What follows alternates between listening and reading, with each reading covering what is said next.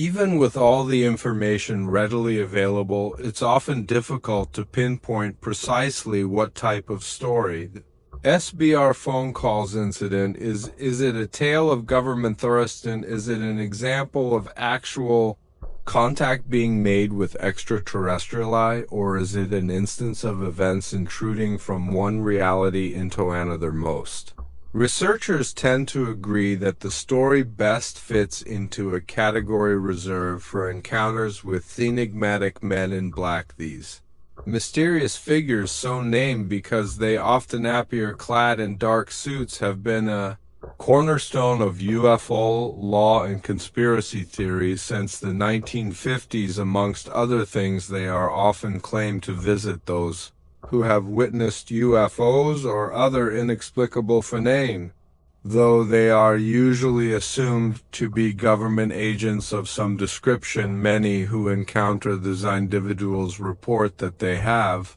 strange mannerisms and appearances. For example, they might use incorrect or unnatural words and phrases, or fail to respond to questions the way someone else might, so where some believe the men in black are simply tasked with suppressing knowledge of extraterrestrial life. Others suggest they might be extraterrestrials themselves, or at least beings under alien control, and though they are rarely seen together, reports of encounters with the men in black have become almost ubiquitous. With those of unmarked black helicopters, the idea of these nefarious vehicles became widely known during the 1970s and 80s, and were associated with aftermath of UFO sightings. As the name implies, witnesses even emphasized the absence of identifiable markings such as insignias or registration numbers, elements displayed even by military aircraft. In some cases, these helicopters are said to possess their own UFO-like features, including low noise or silent operation.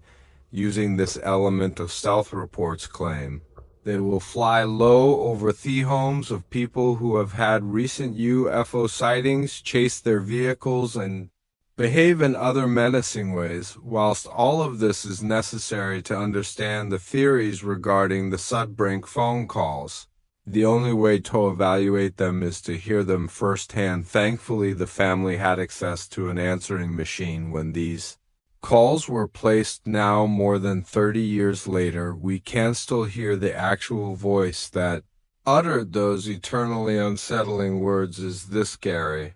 Sudbrink. Today's video is sponsored by AA. So recently there was this period where I was getting so many spam calls I wouldn't know if the calls I was getting were genuine or spam. Every call I answered gambled with my emotions. It got to the point where I hated hearing my phone ring. Bora is an app that helps me remove my personal information from data brokers and people search sites that will sell my info to identity thieves, scammers, and other awful places. This helps because the less data of mine that's exposed online, the less likely I am to get spam. So Aura monitors my personal data, including my national insurance number, across billions of data points like the dark web and public court records to alert me about potential identity theft. After you sign up, every adult on the account, up to 5, gets $1 million in identity theft insurance to help cover eligible losses and fees, with a total of up to $5 million in coverage. I'll get alerted in minutes if my credit file has been compromised, like if someone tries to open credit cards or loans in my name. It can instantly lock my Experian file with a tap on my phone. For fast security with Aura, my data is safeguarded using the same security standards as banks and the military. Plus, Aura will never sell my data to third parties, and they have us fraud specialists available around the clock to help. I get this all in one app at an affordable price.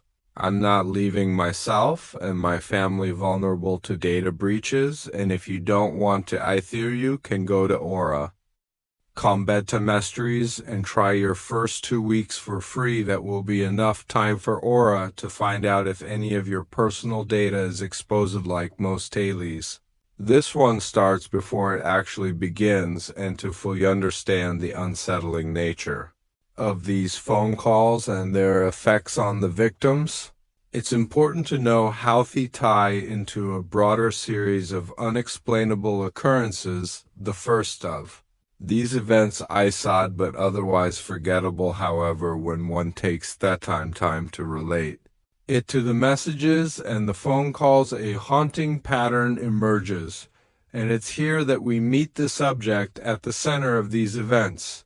Air Force Captain Gary Sudbrink. Back in 1992, he was enjoying a drink at his brother Steven's wedding reception on Long Island. Since he was stationed at an Air Force base in Texas at the time, Gary had spent the past 24 hours catching up with family members and friends. He hadn't even had a chance to speak to congratulate his brother on his nuptials. Just then Stephen appeared and began chiding him for his behavior on the road earlier that day. Confused, Gary asked what he was referring to. Stephen then recounted how that morning he'd been driving out to Long Island for the ceremony when he spotted Gary's car driving up behind him. He described how Gary had then pulled up next to his vehicle and how he had made odd faces and gestures in his direction. Gary then sped off down the road, obviously in an attempt to get to the wedding venue first. After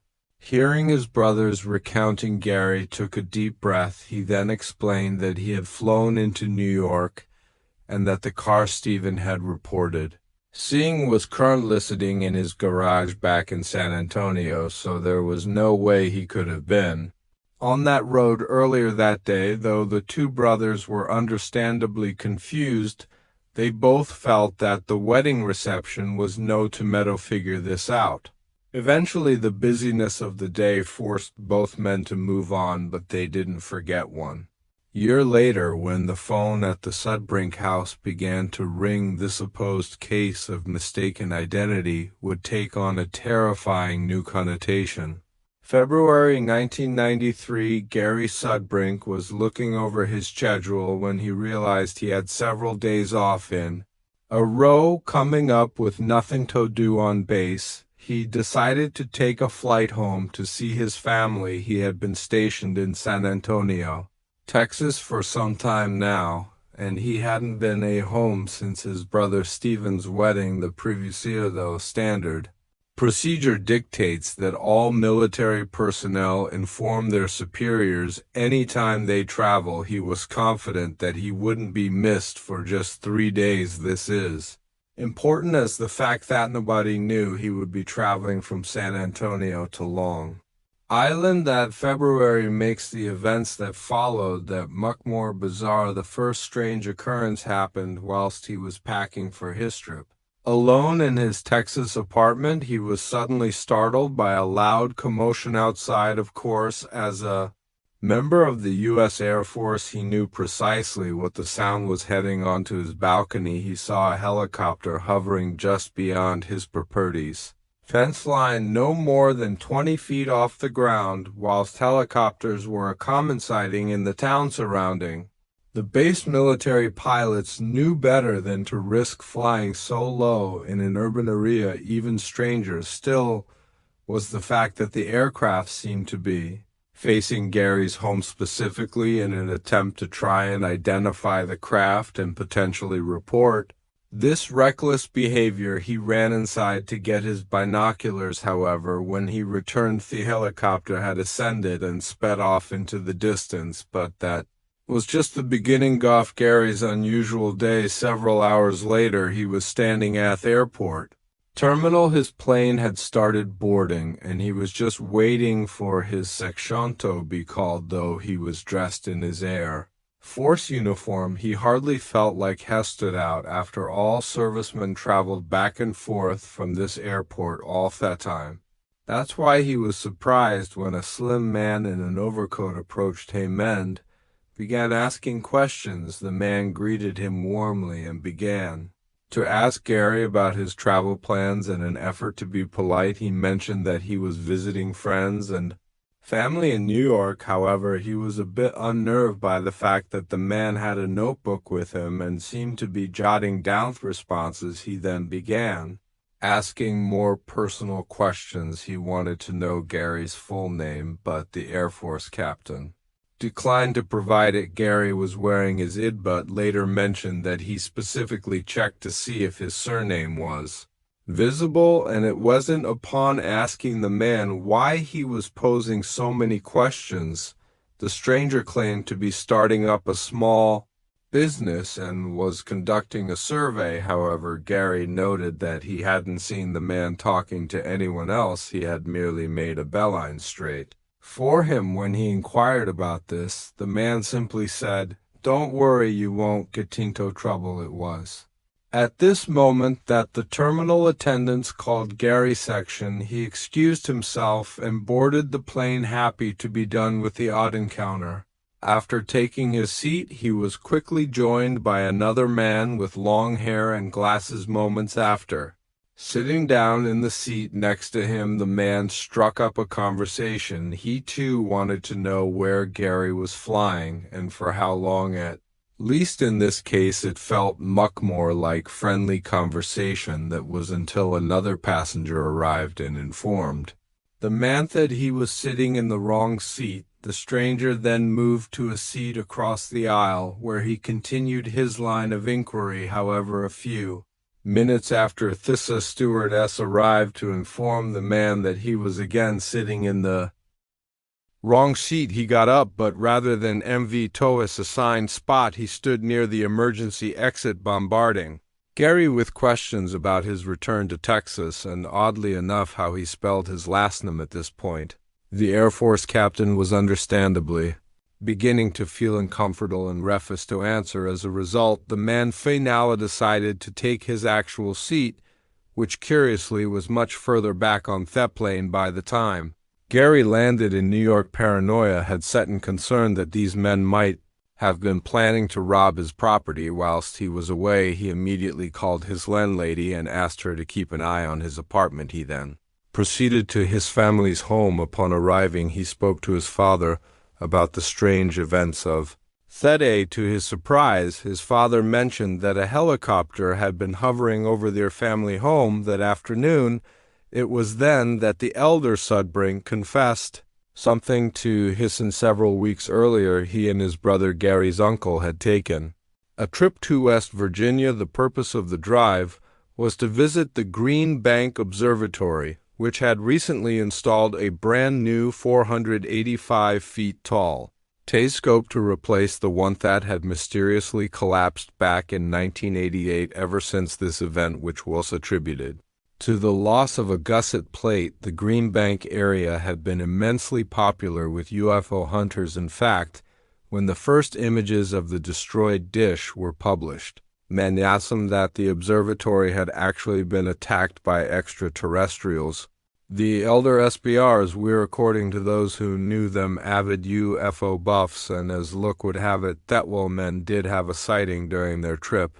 According to later statements, Gary did not share his father's belief in flying saucers, and he reportedly dismissed the sighting as a misidentification, yet his father remained adamant, though the father's sighting is often presented as a footnote in the story of the Sudbrink Phone Calls. This encounter and the elder's belief in alien life are crucial to what happens next. After settling in at his parents' house, Gary decided to reconnect with his friend Mike. The two hadn't spoken in some time, so his call was meant to be a casual catch-up, but as soon as Mike answered, Gary sensed that something was off.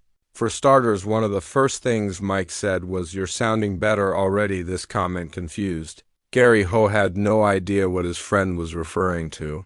Mike then nonchalant mentioned that he had spoken on the phone just 20 minutes earlier, and that he'd sounded like he had a cold. This revelation left both men confused. Not only had he not called Mike, but he hadn't told anyone in New York that he was coming to town, yet his friend insisted that Gary, or someone sounding just like him, had called. As the two started to go over the details of the conversation, Gary learned that the imposter had gotten some details wrong, including the airport where he had landed. Suddenly there was a beeping on-line indicating another incoming call, telling Mike he'd call back later. Gary answered. The voice on the other end of the phone was unlike anything he had ever Hardy's. "I'll tell you who it is. Hello? Yeah, do you want to speak to him there? Yeah, who's this steppin'? Are you playing games with me or what?" "Huh, Steven, if you're playing game, are going to kick your ass. So how long are you going to be back from Texas?" "Huh, you're being impersonated by the other voice." "Yeah, this is you, Steven, idiot. You're pissing me off, jerk. I'm going to get you on. Let's see what it says. Review 1. New call out of area. Is stepping out of the area. You're going to be back from Texas. Wait, say that again. You're being impersonated by the other voice. Wait, hold on. Is Steven out of the calling area or what?" I know. What do you mean? You don't know he's in Queens? Who are you talk? I don't know how. Hello?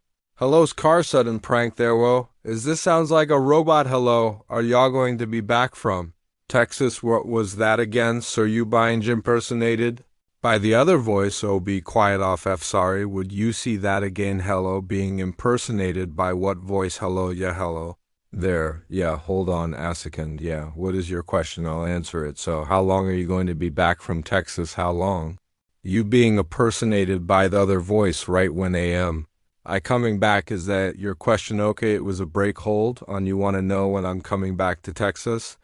Oh, is that your question? So how long are you going to be back from Texas? How long am I going to be back from Texas? The question doesn't make any sense. A third voice. Okay, I'll be coming back eventually. I can't tell you when you should know that question answer to the question, because you seem to know more about me than Edo. You know what I'm saying? Are you a intergalacticans? Are you a space alien? Sounds like you hung up. I can't believe this. It's he hung up. Carrie, see if he comes back. All right, I'll hang up. Jesus Christ, oh my God, it's clear from the recording that Gary initially thinks his brother Steven is playing a prank on him, but as the call continues, the voice is repetitive.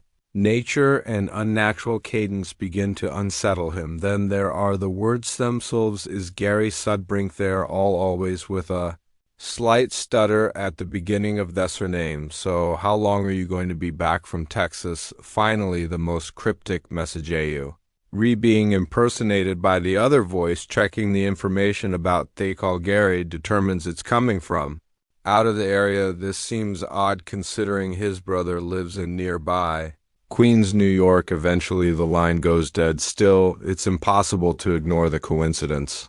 Gary had just been talking to Mike about someone calling and impersonating him, so whilst this voice seemed mainly concerned with how long he would be in New York, its assertions that he was being impersonated were undeniably relevant, and it didn't end there. According to Gary's account, Thefamily continued about their business.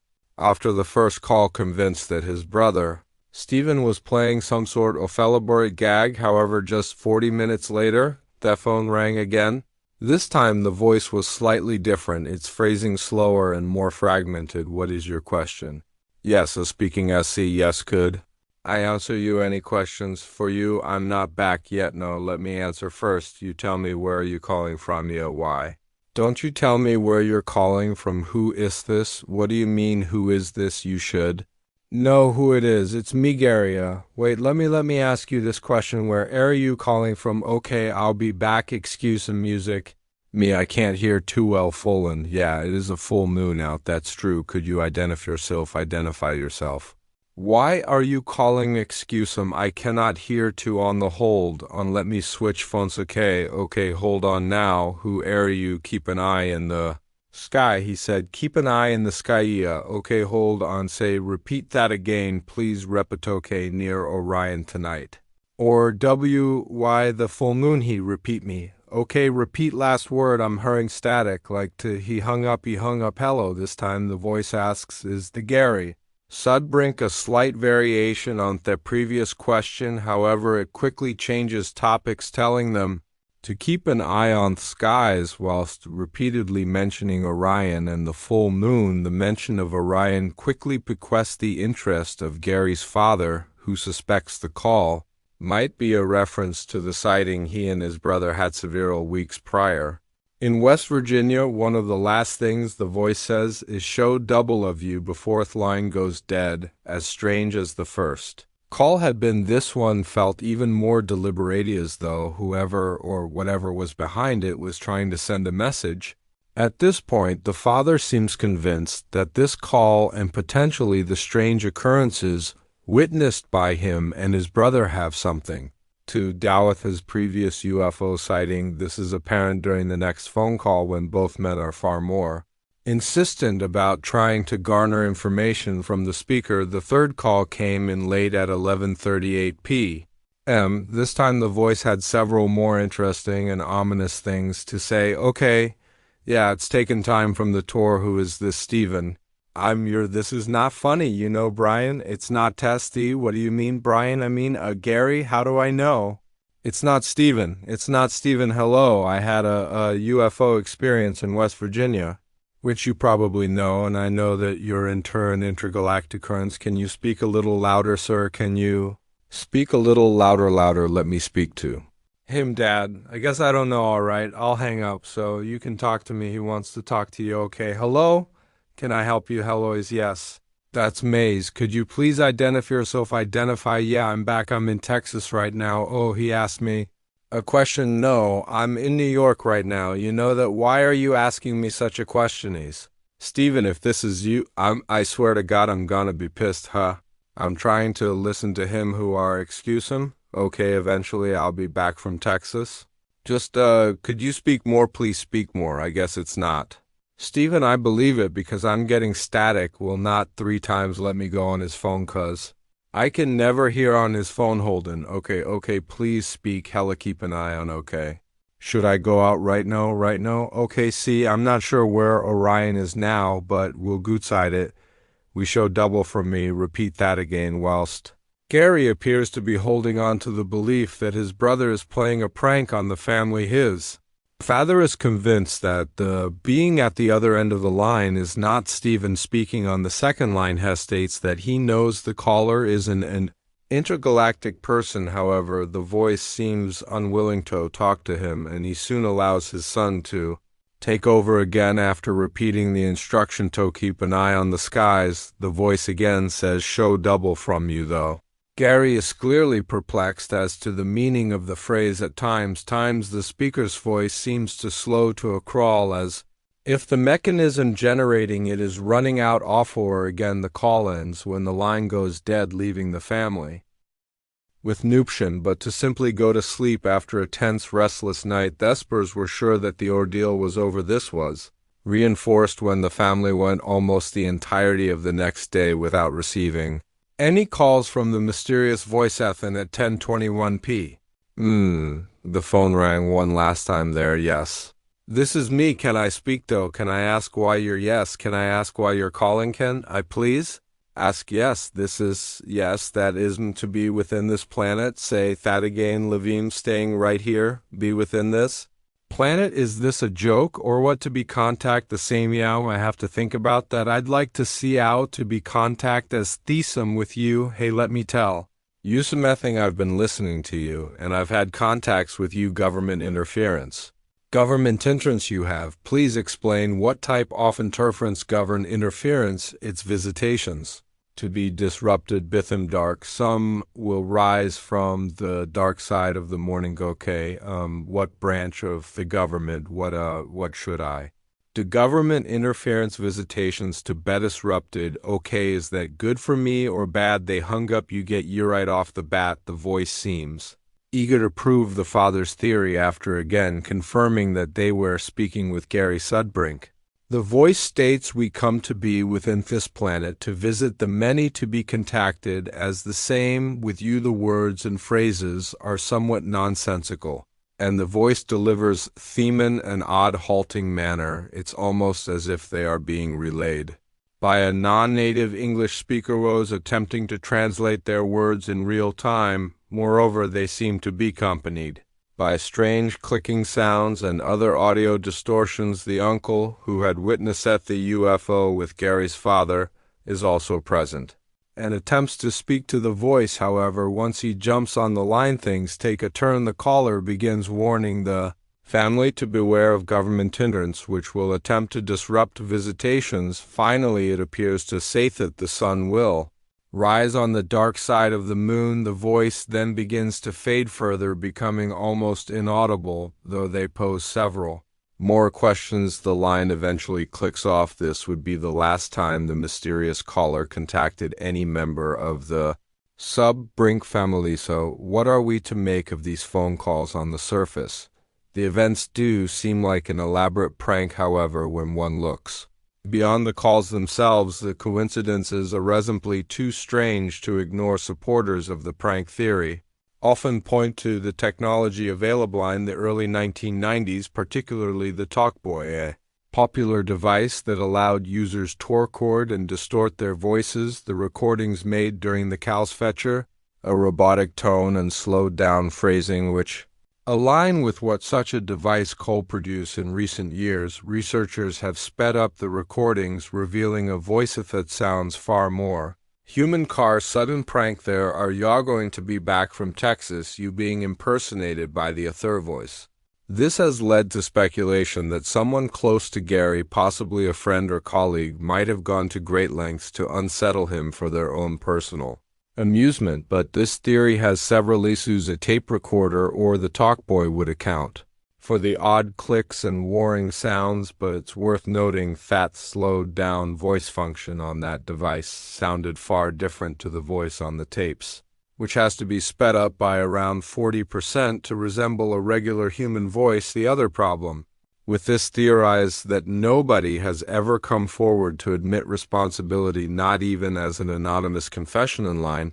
Then there are the strange encounters Gary experienced before the calls. The two mysterious men at the airport, the helicopter hovering near his apartment, the doppelganger witnessed by his brother, and the imposter calling Mike all seem to indicate something far more involved than a simple joke. This has led some skeptics to believe that Har was actually the one who recorded the voices in an effort Tomes's with his UFO-obsessed father. Is it possible that he made up stories of the helicopter, the man in the airport, and the man on the plane orchestrating the phone calls with some named partner to freak his father out? If so, Gary is quite the actor. It would also seem odd that he never admitted the prank, which, as many have pointed out, is a big part of what makes something a prank in the first place. This is further contested by his behavior since the events.